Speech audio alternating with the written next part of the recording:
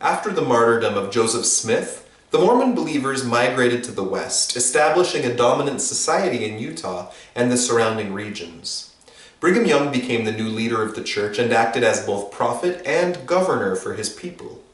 He began pushing the doctrine of polygamy, or men marrying multiple women, and he himself married 55 women and fathered dozens of children.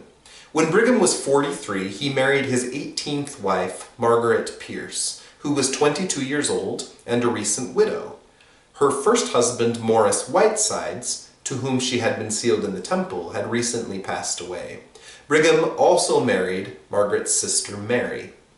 Margaret only had one son by Brigham Young, naming him Brigham Morris Young.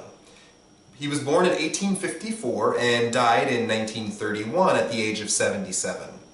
After Brigham Morris served a mission in Hawaii, where he would later return on a second mission with his wife, he helped to found the Young Men's Organization in the church, and he spent years working as a carriage driver.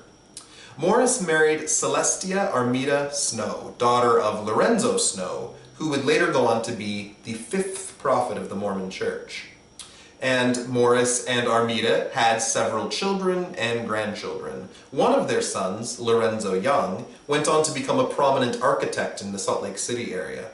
Brigham Morris began dressing like a woman, calling himself Madam Pattirini, and in a convincing high falsetto voice, he would sing Italian operas for delighted attendees, many of whom could not tell that he was a man, and he did this for decades. Not a lot is known about Young's life. He certainly had a long and fruitful marriage, and he was active in his family responsibilities.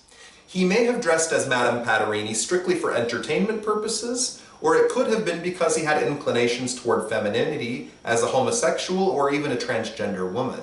No firm conclusions can be drawn on his sexual preference, but there are many stories in Utah history about gay bathhouses and meeting places where married men with homosexual tendencies could meet others like them around the valley. Morris's story is fascinating for many reasons, as his lifespan covers much of Utah's seminal history and due to his connection to Brigham Young himself.